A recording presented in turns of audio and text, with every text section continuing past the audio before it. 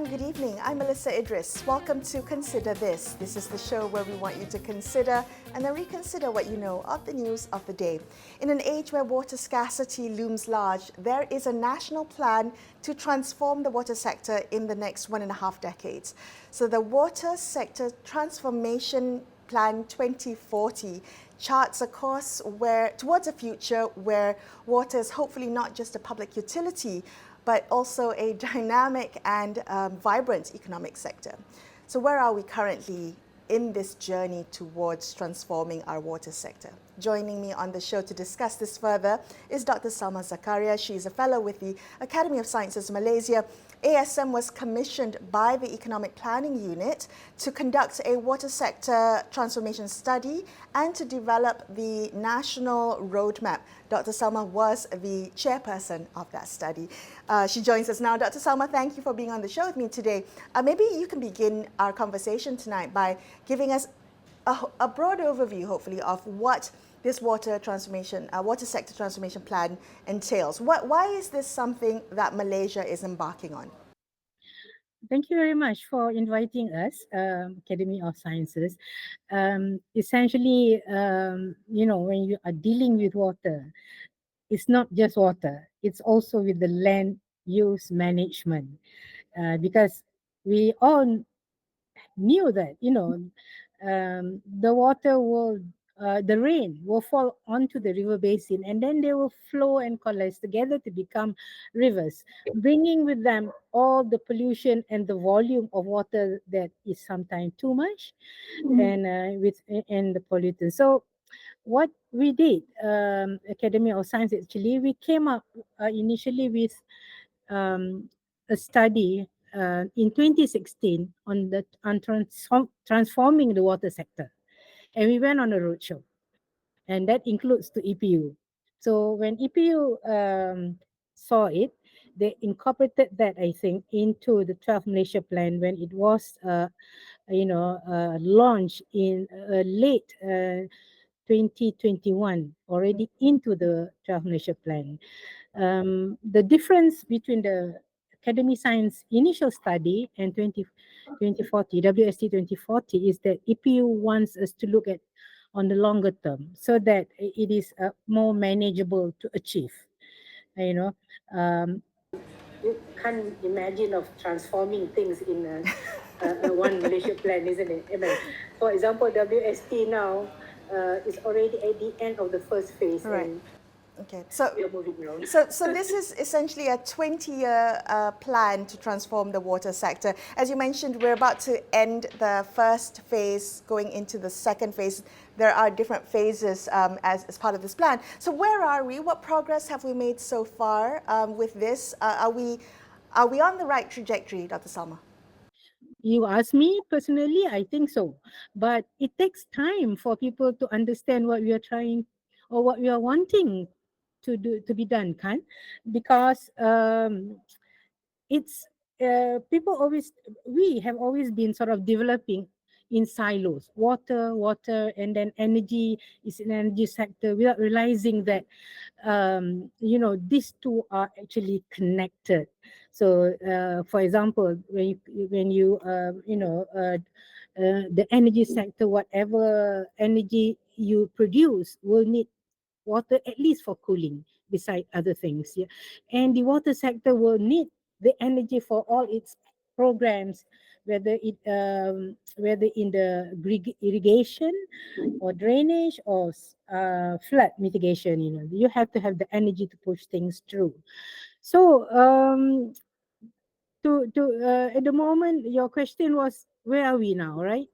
We are at the end or nearly the end of the first phase. And while the country stabilizes its ministries from one to the other, we continue to push through for the awareness creation, because the completed study has been uploaded into the internet and it is accessible to everybody. So we've been telling people that this document, since it is in the public domain, is accessible for anybody who wants to use it for their projects. Okay. So with that, like the NGO MyWP is using it to create awareness and building capacity. Some universities are also doing that. In fact, I was just discussing with one university this morning to create this awareness on integrated water resources Well, management.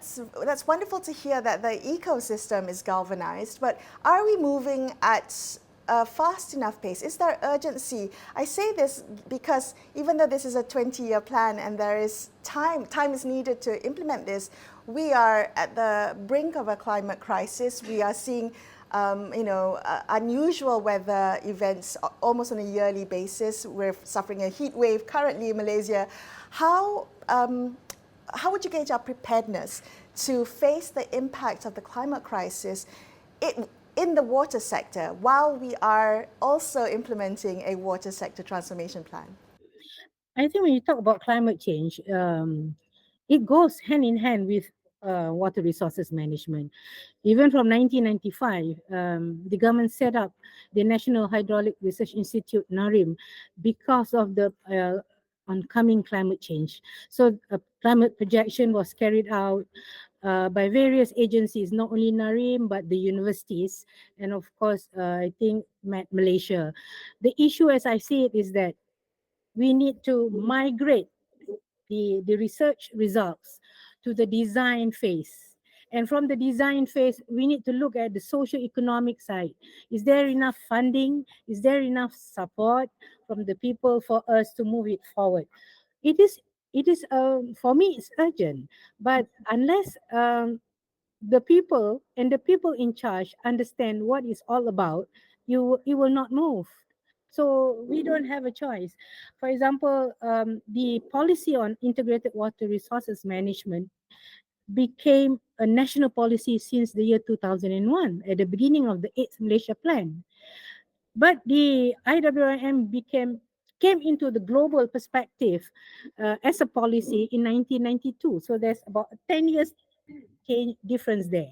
And now another 20 years that lapse between IWM became a policy to WST 2040, where IWM is the focus that we need to create awareness before we can push other things. Right. Okay. So when you talk about the fact that it now has to move to the design phase, so you have the data, you have the roadmap, and now you need the funding, you need the support, you need the implementation. Who would be the drivers of that? Would it come from at a ministry level, incorporating that into national development plans like the 12 Malaysian plan as we saw in phase one? Does it need to come from the top, Dr. Salmah? I think, fortunately for WST 2040 and for us, WST 2040 has been transferred under the Deputy Prime Minister, Yang Amat Berhormat Datuk Fadilah, and it's being, I think, as far as I know, things are moving, and we hope to see the Secretariat to the National Committee coming into work soon. But let's hope we don't have any more changes. So stability is key to make sure that these plans are rolled out and implemented well.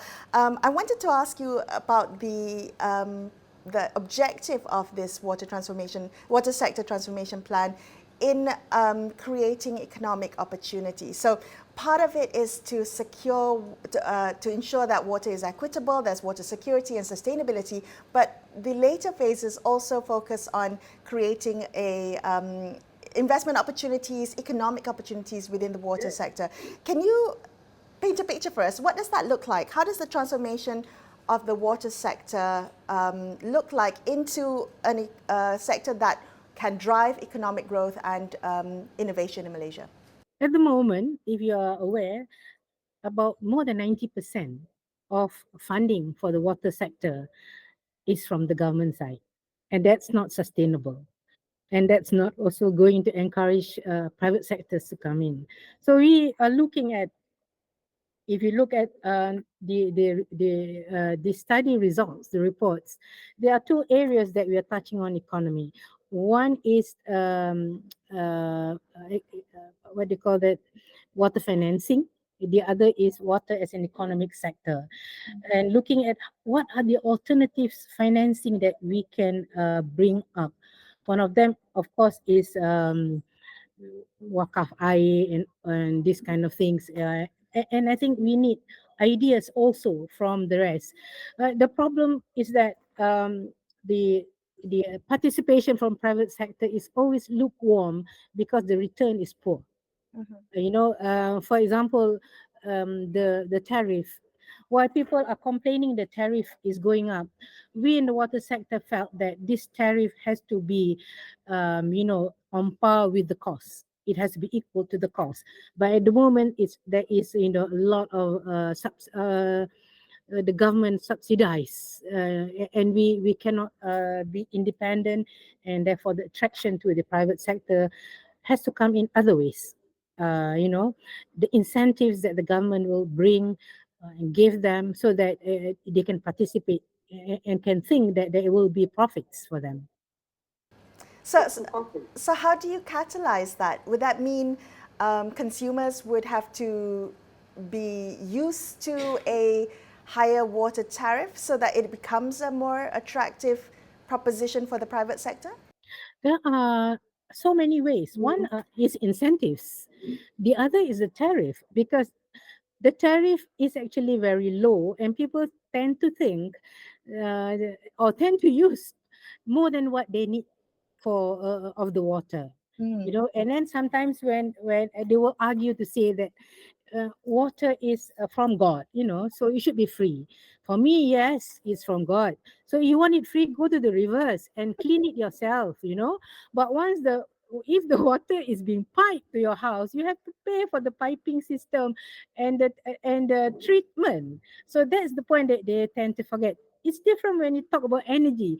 We never had this kind of energy coming in from when we were underdeveloped. It came when we were developed. So we expect and accept to pay. But for water, somehow we think it is free. It's not. It never was. And then it also comes in, if you don't manage it well, hazards that can impact our lives. Right. Dr. Salmah, you were the chair of the committee that put together this study, that put together the development plan. What are you hoping the policymakers today prioritize to ensure that there is a successful realization of the goals and recommendations that you've outlined in that transformation plan? What needs to be prioritized in the near term for long-term results? The fact that the water problem is not created by the water in the rivers. It's created by our overall planning. That includes land use and that includes legislation. For a very long time, I think since 1957, the federal constitution, even when it changed, doesn't look at the rivers, and the river basin together. It just look essentially the flow of the water, not the management of the river basin as a whole. So we need to look that together. The land use map, because whatever you are developing, whether it's industries or agriculture on the river basin, it will impact the quality of water that flow into the rivers. And then managing this will be also the legislation. And if we are all aware, land and water is a state matter, but water does not recognize the boundary between the state and the federal. It just flow from one end from the sources to the seas. So in between, what do we do? Can we coordinate? And we have 55 local authorities who are state agencies and who are responsible for development within the local authorities. Can we help them? Do they have enough resources? By resources, I mean not only money, but also manpower. If you look at various local authorities, there are probably only two or three engineers. Maybe in Dewan Bandaraya or yang besar-besar tu, you have more. Yeah, but essentially these engineers, kalau if there are only two or three, they are the one who looks after the rivers, they are the one who looks after the land, after the buildings, and after the roads. Can you imagine? You are in the local authority, you look into that. So how can we look at, managing the local authorities so that they are empowered? Dr. Salmah, I want to thank you for sharing your insights. Thank you for your time. A pleasure speaking with you. That was Dr. Salmah Zakaria from the Academy of Sciences Malaysia. We're going to take a quick break here on Consider This. We will be back with more on this topic. Stay with us.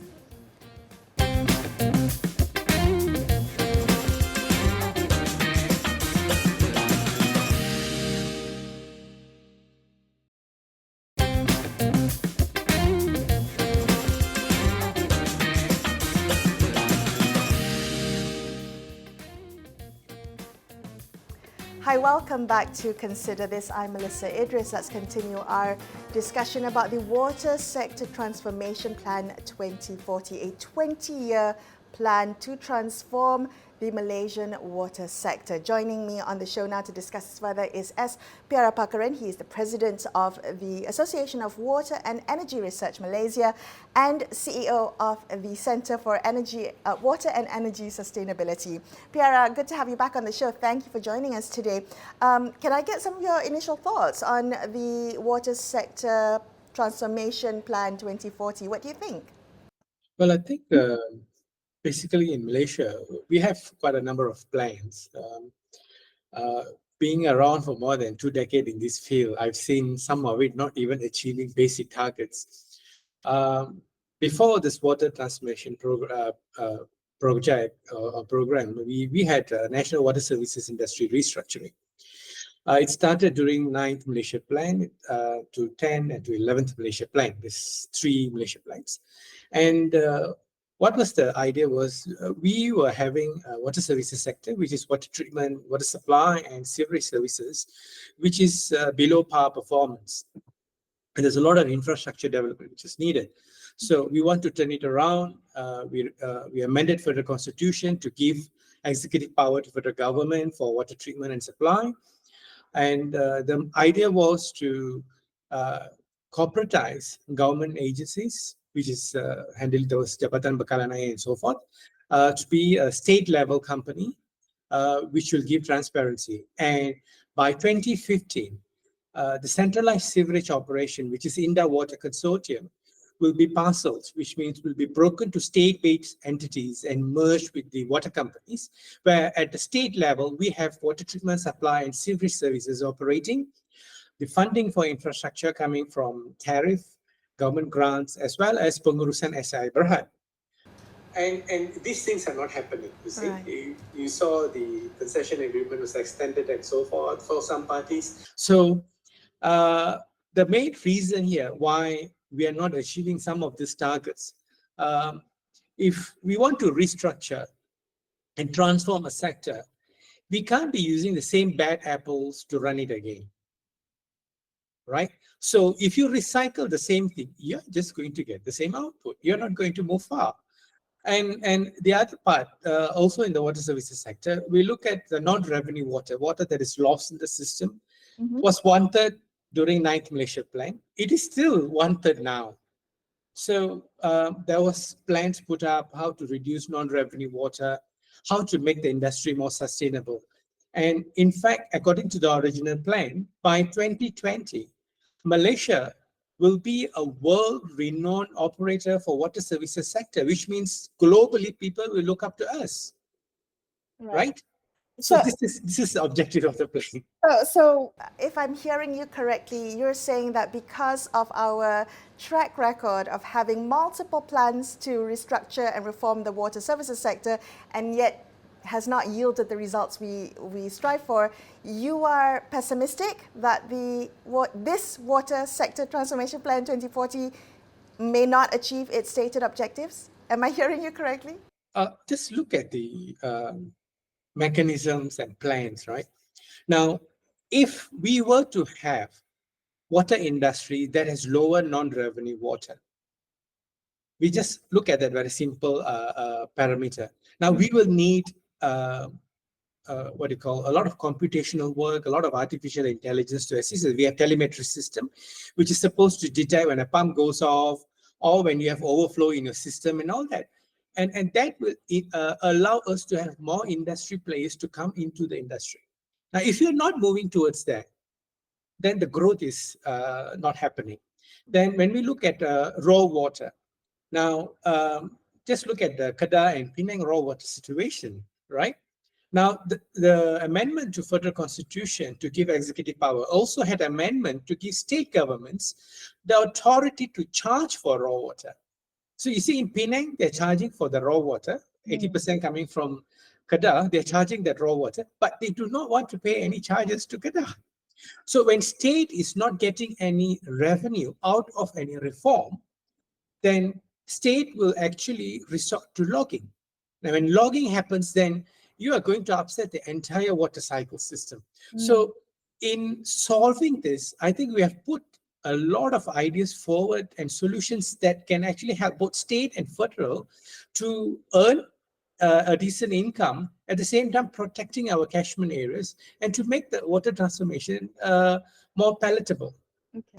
I see where you come from. Can I just ask you, what may be different in this current landscape or with this water sector transformation plan is the fact that we've got the water and energy agencies, that water and energy portfolios carved out from the NREC ministry. So now it's under Petra. It's a ministry that is just focused on water and energy transformation, and it's parked under the second deputy prime minister. So there's some seniority there. Are you more optimistic given the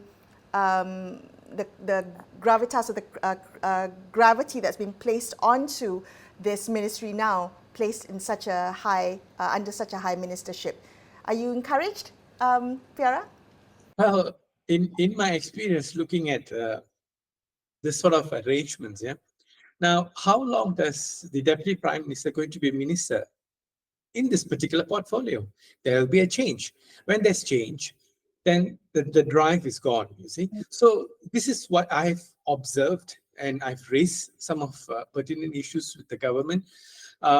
Even in the Draft Malaysia plan, even if we look at plans to come out with reuse of materials which are waste into resource, this is under Draft Malaysia plan. It's a sustainable plan. Now, this plan is focusing on newly developed industrial zones. Now, what about the old zones? This is where they are already operating. They already have profits. Now, what we need to do is, when we talk about making Malaysia a more sustainable industrial sector, we need to take a step back and see how we're going to strategize and restructure ourselves. I've raised this question quite repeatedly to the government. In fact, last year in the budget consultation, I've raised to the Prime Minister himself. Now, we have water, energy, and resource-intensive industries, which means these are the industries that are going to use a lot of water, energy, and resources. Now, how do we make them becoming more environmentally friendly or sustainable? So if we can create a platform where we can assist existing operations to be more sustainable and, had proper regulations, how to convert the waste into resources and create the database to link them up, we will allow these industries to have additional benefit. Right. When they go overseas, they're saying that, I'm operating in a scenario where I'm given the platform to be sustainable and my products are better than many other countries. And I'm talking about 30 years ago, it was already done in Germany. Yeah. You see? So if we want to make transformations, we need to look at how it's going to impact the entire landscape. How are we going to get the buy-in from the state governments? Because that's the most important thing. If we are just going to go to the parliament and remove the water power to water resource, I don't think so the states are going to agree to that. Okay, but the danger here is, Piara, and what's different now than it was previously is there is an urgency to address the impact of the climate crisis on our water sector. Doing nothing is no longer an option, so reform is the next necessary step. How what are the risks and dangers if the water industry resists change in the face of the climate crisis? Well, we need someone who can make those changes. Now, when we talk about the water sector, these are individuals, people who are employed to do the job, right? Why should they resist? Why should they resist the government policy? If they resist, they should be out of job. As simple as that. Number two, when we look at climate crisis, now I think it's a misplaced agenda. There is climate impact. I do agree to that particular point. But how much of an impact it is to our climate? The bigger problem is now we are losing more forests. When we lose forests, naturally, when there's dry season, our base flows will drop. And when there's rainy season, we're going to flood. And the occurrence is going to get worse. So climate may give certain percentage of impact, but we are already having the deforestation, the environmental degradation as a bigger impact to us. And let us just think a little bit. Now, if we're driving towards net zero, which is a self-inflicted situation, and saying that let us have more electric vehicles, let us having more batteries and so forth, but we need to mine them, right? So when you mine them, you're destroying the national equilibrium. And in Malaysia, we are going towards rare earth mining, which is being termed as sustainable mining. There's no such thing, please. Do not misuse or abuse the word sustainable. There is a clear definition of sustainability. You do not jeopardize the need of the future generation. Whatever you're doing now, you don't jeopardize. That's what sustainability means. So if you take up using the method of adsorption, I've worked on heavy metals, you see. So adsorption is quite straightforward. You take out your rare earth. Now the equilibrium in the soil has been changed. And that may induce future pollution to the water and eventually increase pollution to the rivers. Right. So what you're saying is land use is also key in addressing the impact to the water sector, not just the impact of the climate crisis. Piara, thank you so much for speaking with me today. That was S.Piarapakaran, President of the Association of Water and Energy Research Malaysia. Wrapping up this episode of Consider This, I'm Melisa Idris, signing off for the evening. Thank you so much for watching, and good night.